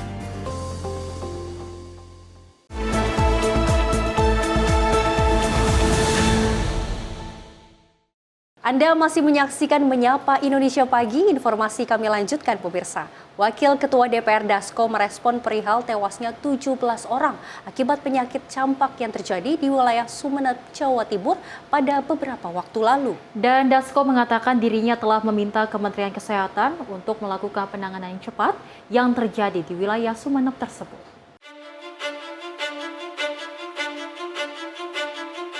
Kasus campak di Sumeneb, Jawa Timur kini sudah ditetapkan sebagai kejadian luar biasa setelah menyebabkan 17 orang meninggal dunia. Jumlah kasus suspek campak di Sumeneb ini telah mencapai 2.035 orang yang tersebar di kecamatan. Sebagian besar korban merupakan balita yang tidak memiliki riwayat imunisasi. Merespon hal ini, Wakil Ketua DPR Dasko mengaku telah melakukan koordinasi dengan Menteri Kesehatan Budi Gunadi Sadikin. Dirinya meminta Kementerian Kesehatan untuk melakukan penanganan secara cepat agar tidak menyebabkan korban jiwa lagi. Ya, semalam saya sudah langsung telepon dengan Menteri Kesehatan dan segera meminta diambil langkah-langkah preventif untuk agar hal tersebut bisa cepat tertanggulangi. Terima kasih. Dari Jakarta, Fahrizal Davarizkiano, Sinpo TV melaporkan. Pemirsa, dari pemerintah Kabupaten Pandeglang, Banten terus menunjukkan keseriusannya dalam meningkatkan kualitas gizi anak-anak dan juga remaja melalui program Makan Bergizi Gratis atau MBG. Setelah berhasil dilaksanakan di sejumlah sekolah dan wilayah prioritas, tahun ini Pemkab Pandeglang resmi memperluas jangkauan program ke lebih banyak sekolah dasar hingga SMP. Pemkab Pandeglang berkomitmen mendukung program Makan Bergizi Gratis yang digagas Presiden Prabowo Subianto dengan memperluas jangkauan penerima. Hal ini disampaikan Wakil Bupati Pandeglang saat peluncuran program MBG di SMP Negeri 1 Labuan. Perluasan program MBG ini merupakan bentuk komitmen pemerintah daerah dalam mendukung tumbuh kembang generasi muda. Program MBG di Pandeglang saat ini telah menjangkau 8 kecamatan dengan sasaran 3.000 lebih siswa di setiap kecamatan. Setiap pelajar mendapatkan menu sehat dan seimbang mulai dari karbohidrat, protein, sayur hingga buah. Program MBG akan merata sampai tingkat SD hingga SMA, serta terjamin kualitasnya baik dari kebersihan maupun higienis. Satu program Pak Prabowo yang patut kita apresiasi karena ini bagian daripada untuk pemenuhan gizi putra-putri kita supaya bagaimana putra-putri kita menjadi putra-putri yang cerdas, putra-putri yang kapabel, yang intelektual juga bisa menjadi pemimpin di masa depan. Untuk makan bergizi gratis mayoritas di Kabupaten Pandeglang sudah diluncurkan di beberapa titik. Nanti kita dari pendidikan ada berapa sekolah yang sudah tercover makan bergizi gratis dan ada berapa sekolah yang belum tercover oleh makan bergizi gratis ini. Yang jelas ini insya Allah semua Kabupaten Pandeglang mulai dari tingkat PAUD, SD, SMP, SMK, SMA, nah ini mudah-mudahan bisa tercover karena salah satu kendalanya hari ini adalah terkait dapur umum. Maka dapur umum ini yang akan terus kita gencarkan supaya bagaimana dapur umum ini bisa tumbuh berdiri di masing-masing kecamatan untuk memenuhi menyuplai makan bergizi gratis ke masing-masing sekolah yang ada di Kabupaten Pandeglang. Yang terpenting adalah bagaimana lewat makan bergizi gratis ini putra-putri kita bisa tumbuh, cerdas, berkembang, dan bisa menjadi pemimpin di masa yang akan datang. Karena tujuan makan bergizi gratis ini adalah untuk bagaimana untuk menghadapi Indonesia Emas 2045. Sejumlah siswa menyambut positif program ini, diantaranya Dina Alfarahma, siswa kelas 7 SMP Negeri 1 Labuan yang mengaku senang dengan adanya MBG yang membantu kebutuhan gizinya sehari-hari. Senang bisa dapat makan gratis dari Pak Prabowo, rasanya enak. Ada ayam, ada sayuran, ada nasinya, ada susu sama ada kuahnya. Pemerintah Kabupaten Pandeglang optimis Dengan dukungan berbagai pihak, program makan bergizi gratis akan menjadi langkah nyata dalam mempersiapkan generasi emas yang sehat, berprestasi, dan berdaya saing di masa depan. Dari Pandeglang, Banten, Firman Arif, kontributor Sinpo TV melaporkan. Informasi lainnya dari Komisi 13 DPR dan pemerintah menggelar rapat koordinasi bersama sejumlah perwakilan musisi LMK-LMKN di Kompleks Parlemen Senayan, Jakarta pada Rabu siang. Dalam rapat tersebut, pemirsa, Komisi 13 bersama pemerintah telah menyepakati membentuk tim perumus untuk membahas revisi Undang-Undang Hak Cipta Lagu.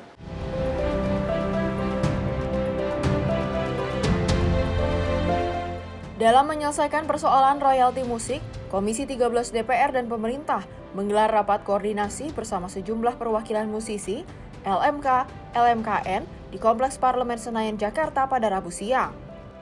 Dalam rapat tersebut, Komisi 13 DPR bersama pemerintah menyepakati membentuk tim perumus untuk membahas revisi Undang-Undang Hak Cipta Lagu. Pembentukan ini dilakukan agar dapat menyelesaikan persoalan royalti musik yang belakangan menjadi sorotan publik. Adapun yang hadir dalam rapat koordinasi itu, Ketua Komisi 13 DPR Willy Aditya, Wakil Menteri Hukum Edi Hiarik, dan sejumlah musisi tanah air seperti Ariel Noah, Judika, Bunga Citra Lestari atau BCL. Nah, yang pertama, sebenarnya tadi pagi kami sudah bicara dengan di Komisi 13 dengan Dirjen Haki tadi pagi. Banyak masukan-masukan yang sudah disampaikan dan rapat siang ini melanjutkan bahwa pertama pindah ini kita transfer dari usulan perorangan yang diajukan di Balik ke Komisi 13 dan kemudian ini siang ini juga kesepakatan pembentukan tim perumus untuk mulai membahas materi undang-undang hak cipta ini. Ini jadi tadinya revisi jadi undang-undang baru nih. Ya, nanti kita lihat. Jadi itu intinya itu. Karena tadinya kita mau revisi kan, tapi ini bukan hanya soal royalti ini aja, tapi menyangkut banyak hal, menyangkut hak cipta. Yang tadi tadi pagi di Komisi 13 dengan Dirjen Haki kita bahas juga dan banyak masukan-masukan yang berkaitan dengan hak cipta tersebut. Dari Jakarta, Farizal Davarizkiano, Sinpo TV melaporkan. Informasi lainnya pemirsa, di mana melalui sidang pleno yang digelar dengan musyawarah dan mufakat, Budi Satrio Ciwandono resmi dikukuhkan sebagai Ketua Umum Karang Taruna masa bakti 2025 hingga 2030. Dalam kesempatan itu, Menteri Sosial Saifullah Yusuf menegaskan peran Karang Taruna sebagai agen transformasi sosial sekaligus rumah besar pemuda Indonesia yang mandiri dan kreatif dalam pemberdayaan masyarakat.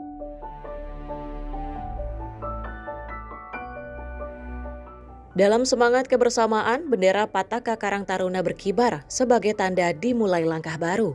Melalui sidang pleno yang digelar dengan musyawarah dan mufakat, Budi Satrio Ciwandono resmi dikukuhkan sebagai Ketua Umum Karang Taruna masa bakti 2025 hingga 2030.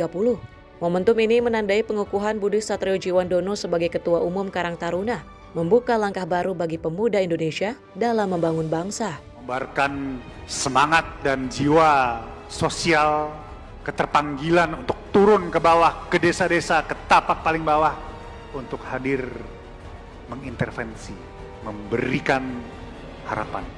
Dalam Temu Karya Nasional 9 Karang Taruna di Jakarta, pada 24 Agustus 2025, Menteri Sosial Saifullah Yusuf menegaskan peran Karang Taruna sebagai agen transformasi sosial, sekaligus rumah besar pemuda Indonesia yang mandiri dan kreatif dalam memberdayakan masyarakat, serta berkontribusi dalam mewujudkan target nasional. Pertama, langkah strategisnya adalah penguatan organisasi dan kaderisasi.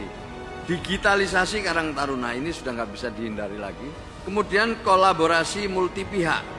Karang Taruna menjadi gerakan nasional pemberdayaan sosial. Dan yang terakhir, Pak Budi, titipan saya fokus pada isu strategis nasional. Dari Jakarta, tim redaksi Sinpo TV melaporkan. Rombongan Komisi 9 DPR RI meninjau pelaksanaan program cek kesehatan gratis bagi masyarakat di Puskesmas Karawaci Baru, Kecamatan Karawaci, Kota Tangerang, Banten pada Rabu siang. Dari hasil tinjauan di seluruh Indonesia, ditemukan masih ada kekurangan dari sisi pelayanan karena keterbatasan sumber daya manusia, tenaga kesehatan, dan juga fasilitas kesehatan. Sudah pernah pemeriksaan kesehatan belum? Sudah ya. Sehat-sehat ya Pak ya, mudah-mudahan lebih cepat sembuh. Antusias masyarakat masih cukup tinggi untuk mengikuti program cek kesehatan gratis, seperti yang terjadi di Puskesmas Karawaci Baru, Kota Tangerang, Banten. Rombongan Komisi 9 DPR RI datang langsung untuk berinteraksi dengan masyarakat yang umumnya mengaku tidak kesulitan untuk mendapatkan manfaat dari program tersebut.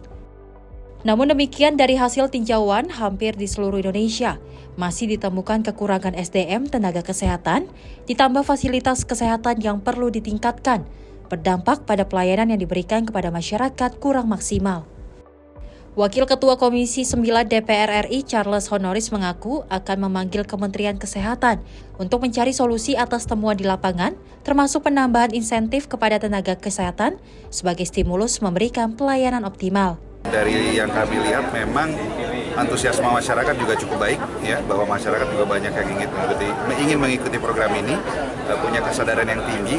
Namun memang bukan hanya di Tangerang, di berbagai wilayah di Indonesia masih ada keterbatasan sumber daya SDM kesehatan maupun fasilitas kesehatan yang harus bisa ditingkatkan untuk bisa melayani semua yang antusiasmenya tinggi untuk mengikuti program ini. Sehingga apa yang kami dapatkan hari ini tentunya akan menjadi bahan masukan bagi kami untuk nanti bisa rapat dengan Menteri Kesehatan bagaimana penyelenggaraan program CKG ini bisa diperbaiki di tahun yang akan datang. Khususnya tadi kami mendapatkan juga masukan dari teman-teman SDM Kesehatan. Ya, ke depan kita berharap Kementerian Kesehatan bisa mungkin menambahkan semacam insentif bagi SDM Kesehatan yang ikut menjalankan program CKG ini, supaya beban dari teman-teman yang menjalankan ini juga tidak terlalu berat, ya bahkan ya bisa menjalankannya lebih optimal lagi. Kondisi kekurangan sumber daya manusia tenaga kesehatan terjadi di Kota Tangerang, seperti yang diungkapkan Kepala Dinas Kesehatan Dini Anggraini yang masih membutuhkan 2.000 tenaga kesehatan. Kami nih di Dinas Kesehatan khususnya ya, kebutuhan SDM-nya masih kurang lebih 2.000 tenaga kesehatan, baik itu juga beserta non teknis ya yang ada di rencana kebutuhan yang sudah kita hitung. Ya, yang ada sekarang memang sudah ada, tetapi secara rigid misalnya kebutuhan nakesnya ada berapa per puskesmas, persyaratan minimalnya berapa, belum lagi dihubungkan dengan rasio ya antara jumlah masyarakat yang harus diperhatikan dengan jumlah SDM yang ada di masing-masing puskesmas. Ini masih jauh. Belum kami nanti ada kebutuhan rumah sakit Pangandaran Barat yang baru itu juga harus diperhitungkan. Jadi memang total kebutuhan SDM masih kurang. Berdasarkan data Dinas Kesehatan Kota Tangerang, dari total 1,9 juta jiwa, 136.000 jiwa diantaranya telah mengikuti cek kesehatan gratis dan umumnya telah berusia lanjut dan alami hipertensi atau tekanan darah tinggi. Dari Tangerang, Mujeb Latumairisa, kontributor Simpo TV melaporkan.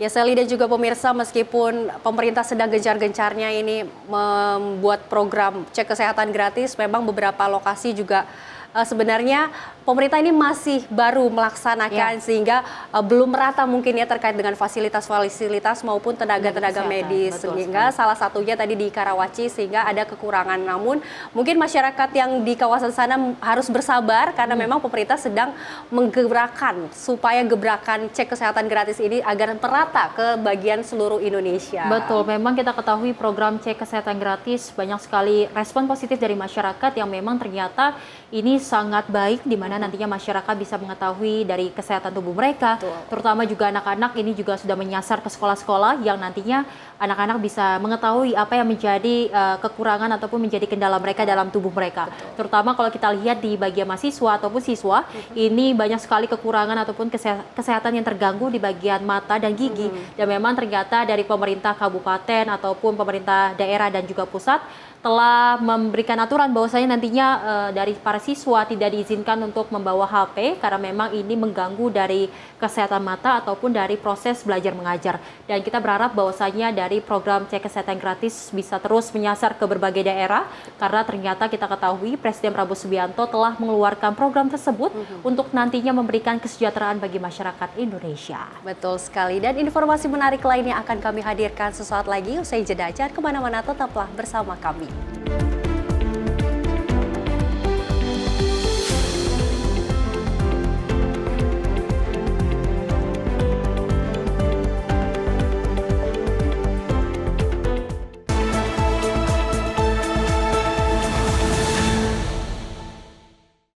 Napa kabar Banjarmasin? Saat ini siaran Sinpo TV dapat Anda saksikan di Banjarmasin, Kalimantan Selatan di channel digital 30 UHF.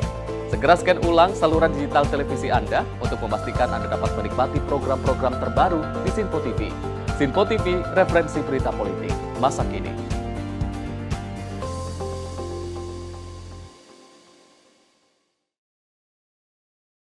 Halo pemirsa setia Sinpo TV di area Jabodetabek. Kini Anda bisa menyaksikan siaran Sinpo TV melalui channel digital 34 UHF.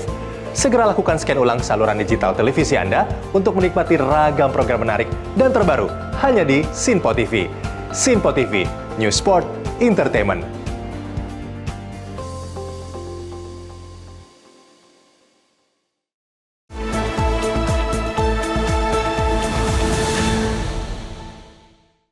Selamat pagi pemirsa, Anda masih menyaksikan Menyapa Indonesia Pagi. Informasi kita lanjutkan di mana Menteri Pelindungan Pekerja Migran Indonesia Abdul Qadir Karding bertemu dengan Wakil Menteri Kesehatan Tenaga Kerja dan Kesejahteraan Jepang Wanibuchi Yoko pada 25 Agustus 2025. Pertemuan tersebut membahas langkah konkret untuk memperkuat kerjasama bidang ketenagakerjaan, khususnya pada sektor K-worker.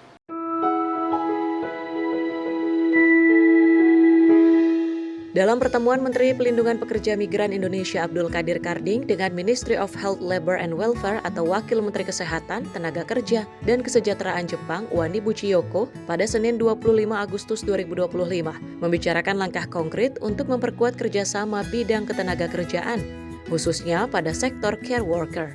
Dalam kesempatan itu, Menteri Karding menyampaikan pentingnya memberikan kesempatan bagi kandidat care worker Indonesia untuk mengikuti ujian nasional hingga 3 kali agar mereka memiliki peluang yang lebih adil untuk lolos sesuai standar Jepang. Sementara itu, Wakil Menteri Kesehatan, Tenaga Kerja, dan Kesejahteraan Jepang menegaskan bahwa Jepang ingin memastikan program ini berjalan lancar sehingga komunikasi dan koordinasi antara kedua negara harus terus ditingkatkan. Menteri Karding pun mengusulkan pembentukan tim bersama sebagai wadah untuk melakukan akselerasi, evaluasi, dan penyempurnaan pelaksanaan kerjasama.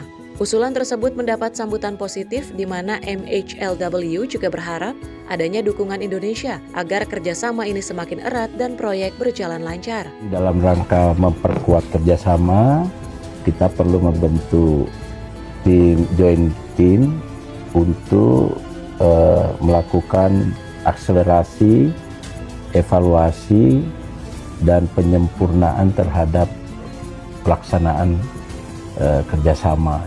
Lebih lanjut, Menteri Karding menekankan bahwa kunjungan ini diharapkan menjadi momentum untuk mempererat hubungan bilateral, terutama dalam pengembangan SDM bersama Indonesia-Jepang. Tim redaksi Sinpo TV melaporkan. Presiden Prabowo Subianto meresmikan Gedung Layanan Terpadu dan Institut Neuroscience Nasional pada Rumah Sakit Pusat Otak Nasional atau RSPON Profesor Dr. Mahar Marjono di Jalan MT Haryono, Jakarta Timur pada Selasa sore. Dan Prabowo mengatakan rumah sakit tersebut bukan hanya layanan, tetapi juga pusat pendidikan dan juga penelitian untuk dokter spesialis di bidang syaraf dan juga otak. Prabowo mengaku mengenal secara pribadi sosok dokter dan intelektual yang namanya diabadikan sebagai RS tersebut. Mahar Marjono merupakan dokter Presiden Soeharto sekaligus mantan Rektor Universitas Indonesia. Dia pun berpesan kepada generasi penerus, Mahar Marjono ketika muda adalah pejuang 45, ikut angkat senjata melawan Belanda. Karena dulu Fakultas Kedokteran di Indonesia selalu merupakan anak paling pintar, begitupun dengan Mahar Marjono menjadi dokter medis. Prabowo pun membagikan kenangan ketika Mahar Marjono menjadi rektor UI, yang bersangkutan selalu terdepan membela mahasiswa yang melakukan demonstrasi ke pemerintah. Ketika tentara ingin menangkap mahasiswa UI dengan masuk kampus, sambung dia, Mahar Marjono berdiri terdepan dalam membela. Presiden Prabowo pun bangga melihat segala fasilitas yang ada di RSPON. Segala fasilitas yang ada di RSPON tidak kalah dengan layanan di RS Negara Maju. Saya punya suatu kebanggaan khusus karena kebetulan saya sempat kenal dengan Profesor Dr. Mahar Marjono. Saya sempat jadi pasien sebentar lah, namanya tentara, pernah kecelakaan beberapa kali, jadi sempat otak saya pun diperiksa oleh beliau, diketok-ketok di sini dan di sana.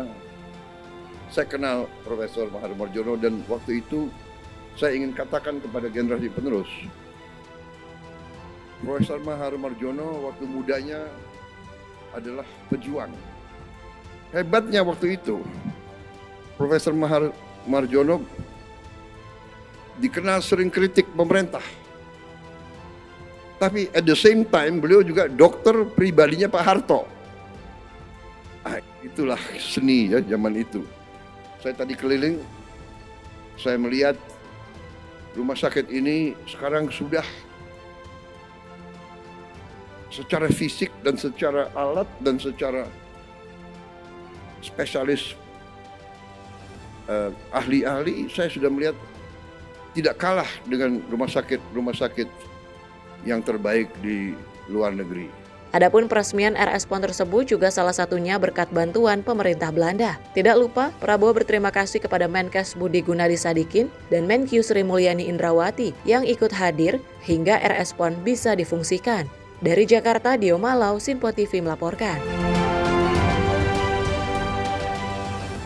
Pemirsa, sesuai dengan arahan Presiden Prabowo Subianto, Danantara Indonesia ditunjuk secara resmi untuk mengelola proyek Waste to Energy. CEO Danantara Rosan Roslani mengunjungi fasilitas Weiming Yongkiang WTI di Wenzhou untuk melihat langsung teknologi bersertifikasi AAA pada Senin 25 Agustus 2025.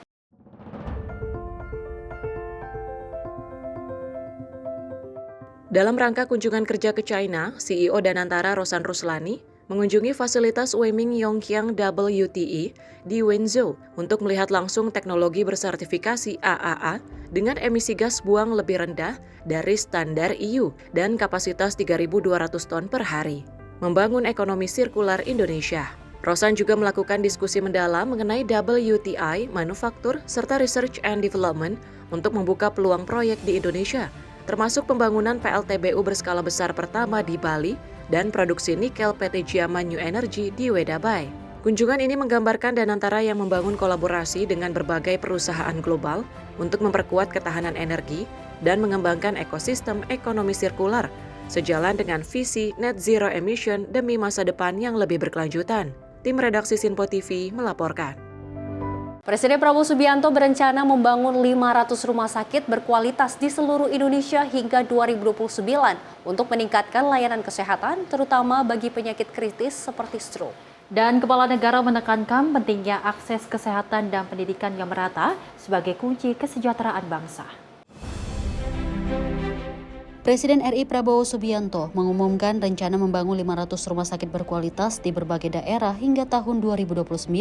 Langkah ini bertujuan untuk memperkuat layanan kesehatan nasional dan memastikan seluruh warga mendapat akses fasilitas kesehatan yang memadai, terutama untuk penyakit kritis seperti stroke.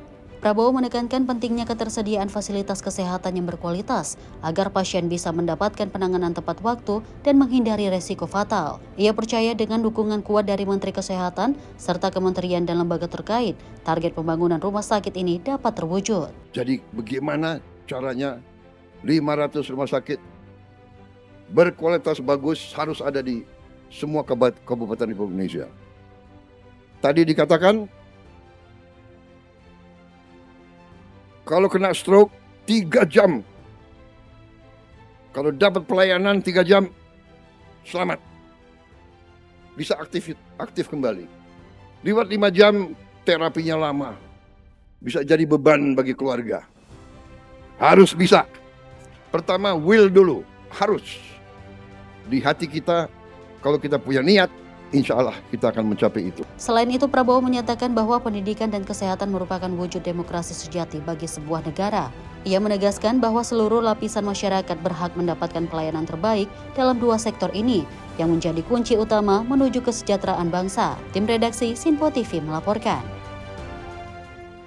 Sementara itu, pemirsa, pasien di Rumah Sakit PON Mahar Marjono menyambut positif fasilitas baru dan teknologi canggih yang membantu proses pemulihan mereka. Kehadiran teknologi canggih ini menjadi harapan baru bagi proses pemulihan pasien dan pembangunan rumah sakit sebagai pusat rujukan nasional. Pasien di Rumah Sakit Pusat Otak Nasional Mahar Marjono, Jakarta Timur, memberikan tanggapan positif atas fasilitas baru yang telah diresmikan Presiden Prabowo Subianto pada 26 Agustus 2025. Kehadiran gedung dan teknologi canggih ini dianggap membawa harapan baru dalam proses pemulihan mereka. Salah satu pasien yakni Mutia yang menjalani terapi robotik setelah didiagnosis FIM merasa peningkatan signifikan dan semangat yang lebih baik di lingkungan baru tersebut. Awal-awal itu pas awal pendarahan, saya merasakan sakit kepala hebat, mual muntah, pokoknya sampai muntahnya itu sampai udah nggak ada makanan lagi, tinggal reak-reak aja. Kekuatan kaki saya jadi lebih baik, alhamdulillah, dan ya semakin bagus pola jalannya. Tak hanya Mutia, pasien lain Aslam Harahap dan Salman juga mengapresiasi pelayanan tepat waktu serta kenyamanan ruang perawatan yang kini lebih modern. Nggak ada keluhan sih. Pada saat kejadiannya nggak terasa apa-apa, biasa aja. Malah pada saat itu saya mau olahraga pagi, terus terjatuh aja, nggak bisa digerakin kakinya sama tangannya. Kakinya nyeret. Ya, nggak bisa bergerak tangan sama kaki, tiba-tiba aja. Ini baru saya rasakan sih ya. Sungguh bagus bagus ya. Ini sangat membantu nanti untuk pasien ini. Lebih nyaman sih, tadi masuk kemarin nyaman ya. Awalnya saya lagi saum Yaumul Bid ya. Hari ketiga, ketika saya sholat asar, di rakaat keempat itu kok kaki saya yang kanan berat. Tapi belum berat, saya kebas. Kata saya, kenapa kaki saya kebas? Dari siang nggak kenapa-napa. Terus saya masih terusin sholat sampai salam. Begitu salam, saya mau bergeser, udah nggak bisa angkat kakinya. Nyaman, pokoknya oke deh. Oke-nya 3 kali. Pelayanan juga bagus. Semuanya, dokternya, perawatnya pada baik, teknisinya baik semuanya. Presiden bangga melihat perkembangan rumah sakit yang kini setara dengan standar terbaik internasional. Ia juga mengapresiasi dukungan pemerintah Indonesia dan bantuan dari Belanda dalam pembangunan fasilitas kesehatan.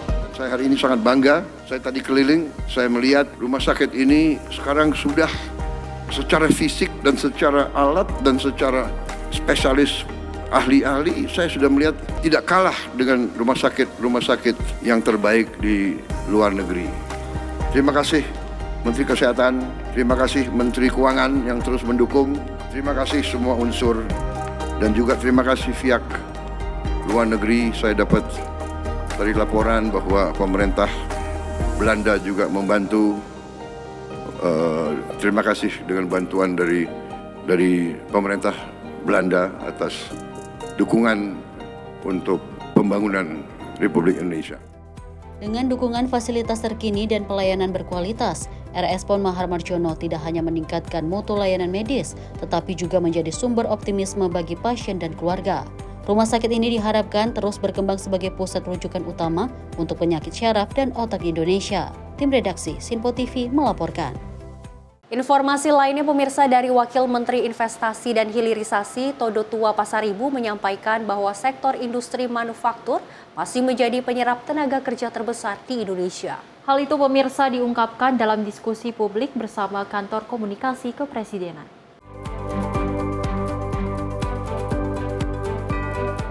Wakil Menteri Investasi dan Hilirisasi Todo Tua Pasaribu menjelaskan hingga saat ini sektor industri manufaktur masih mendominasi penyerapan tenaga kerja di tanah air.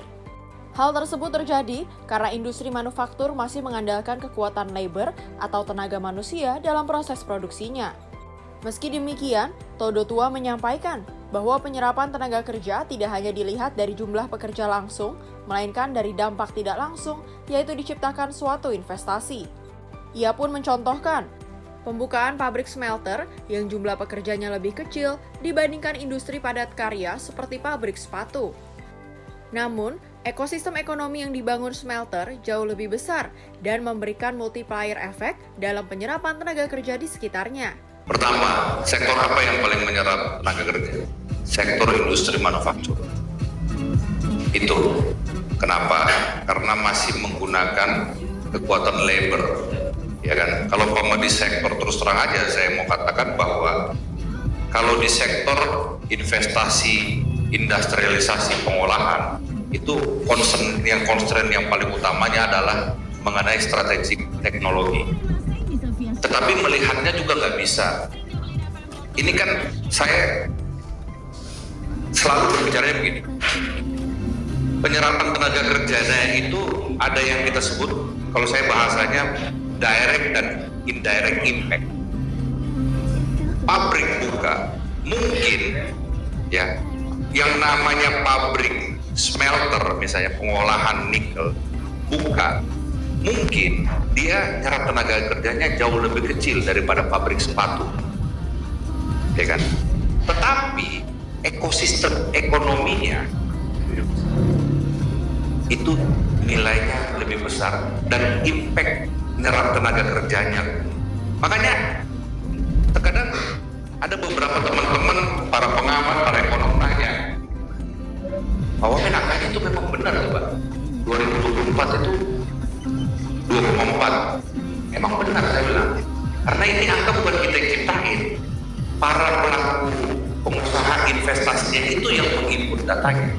Dari Jakarta, Jihan Nabila, Azizul Hakim, Sinpo TV melaporkan. Sementara itu pemirsa, dari Wakil Kepala Badan Penyelenggaraan Ibadah Haji dan Umroh Dhanil Anzar Simanjuntak mengungkapkan bahwa Presiden Prabowo Subianto menginginkan Kementerian Haji akan diisi oleh orang-orang yang berintegritas dan mempunyai komitmen tinggi. Dan nantinya akan dilakukan screening secara ketat agar tidak melakukan praktek korupsi ataupun manipulasi dalam Kementerian Haji. Wakil Kepala Badan Penyelenggaraan Ibadah Haji dan Umroh Dhanil Anzar Simanjuntak mengapresiasi Presiden Prabowo Subianto yang menginginkan Badan Penyelenggaraan Haji menjadi kementerian. Menurutnya, Presiden Prabowo telah mencatatkan sejarah sebagai kepala negara yang mampu membangun Kementerian Haji agar dapat mempermudah dan memperlancar para jemaah yang melakukan haji dan umroh. Kendati demikian, Dhanil mengatakan Presiden Prabowo berkeinginan Kementerian Haji nantinya dapat ditempatkan oleh orang-orang yang mempunyai integritas dan komitmen tinggi. Dirinya menyebut pihaknya akan melakukan screening secara ketat agar Kementerian Haji tidak diisi oleh orang yang berintegritas rendah, seperti melakukan praktek korupsi dan manipulasi. Karena ini pesan utama dari Presiden, Kementerian Haji dan Umroh ini harus menjadi wajahnya integritas. Dan teman-teman jangan lupa, Kementerian Haji dan Umroh ini adalah legasi penting dari Presiden Prabowo.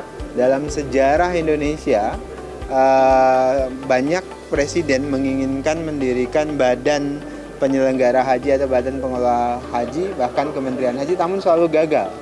Tapi Presiden Prabowo kali ini mencatat sejarah, beliau memberikan hadiah besar untuk rakyat Indonesia, untuk terutama umat Islam tentu, dengan keberadaan Kementerian Haji dan Umroh. Dalam sejarah semua presiden berusaha melakukannya, namun hanya Presiden Prabowo kali ini yang mampu mewujudkannya. Dari Jakarta, Fahrizal Ahmad Amin, Sinpo TV melaporkan.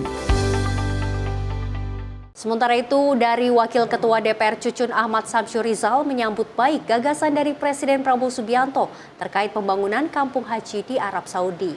Menurutnya pemirsa, pembangunan kampung haji ini akan berdampak pada pertumbuhan ekonomi. Presiden Prabowo Subianto berencana akan membangun kampung haji yang berada di Arab Saudi. Rencana ini menjadi misi khusus pemerintah yang nantinya akan melibatkan salah satunya Badan Pengelola Investasi Daya Anagata Nusantara atau Danantara. Ihwal rencana pembangunan kampung haji ini pun mendapatkan apresiasi langsung dari Wakil Ketua DPR Cucun Ahmad Syamsurijal. Cucun menilai pembangunan kampung haji akan berdampak kepada pertumbuhan ekonomi. Pemerintah kita juga harus melihat peluang-peluang dalam pelaksanaan haji dan umroh. Apalagi gagasan Pak Presiden membuat kampung haji, bahkan sudah dikunjungi, itu bagian daripada terobosan baru yang nanti efek daripada ekonominya juga itu akan tumbuh kembang. Yang jemaah haji Indonesia, jemaah umroh kita ini tidak keluar, tapi tetap bekerja sama dengan pemerintah Saudi, Indonesia juga sama bisa diuntungkan. Ya, itu salah satunya. Kita sambut baik gagasan dari kampung haji, terutama sekarang mengelola orang yang setiap tahun bermasalah ini. Dengan Kementerian Haji kita punya harapan. Dari Jakarta, Fahrizal Ahmad Amin, Sinpo TV melaporkan. Kita beralih ke informasi lainnya pemirsa, di mana di tengah hiruk pikuk kehidupan modern, masih ada sosok yang harus berjuang dengan keterbatasan. Seorang kakek parubaya di Desa Panimbang, Kecamatan Panimbang, Banten, hidup seorang diri di sebuah gubuk reot yang hampir roboh.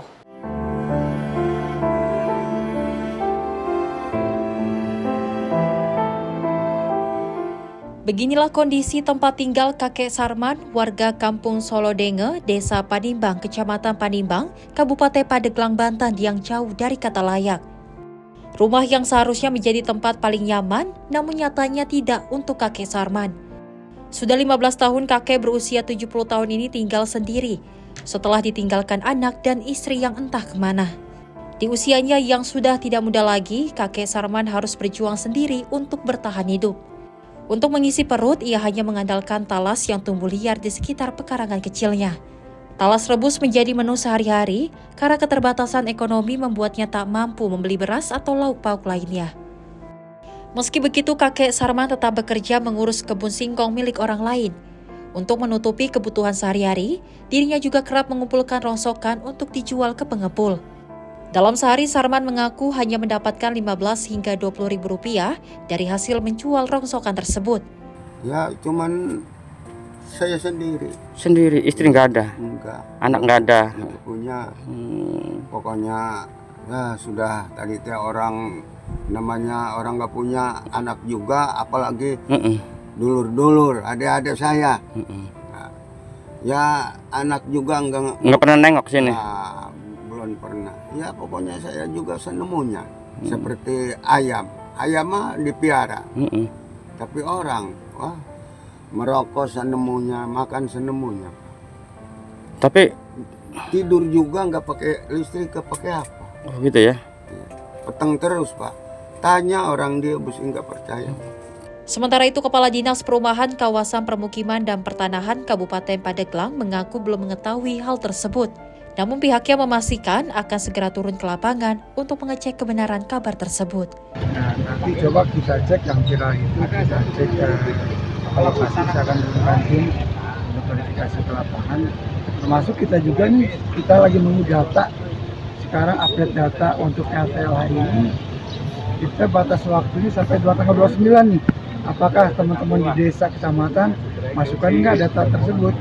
Tapi sambil nunggu itu kita juga nanti akan turunkan teman-teman ke lapangan, ke verifikasi, biar cek ke lokasi. Belum ada. Malah kita lagi nunggu data nih, uploading data sekarang. Kondisi ini menjadi pengingat bahwa masih banyak masyarakat di pelosok desa yang membutuhkan uluran tangan. Di balik kesederhanaannya, kakek parubaya tersebut tetap tegar menjalani hidup dengan talas sebagai penopang harinya. Dari Pandeglang, Banten, Firman Arif, kontributor Simpo TV melaporkan.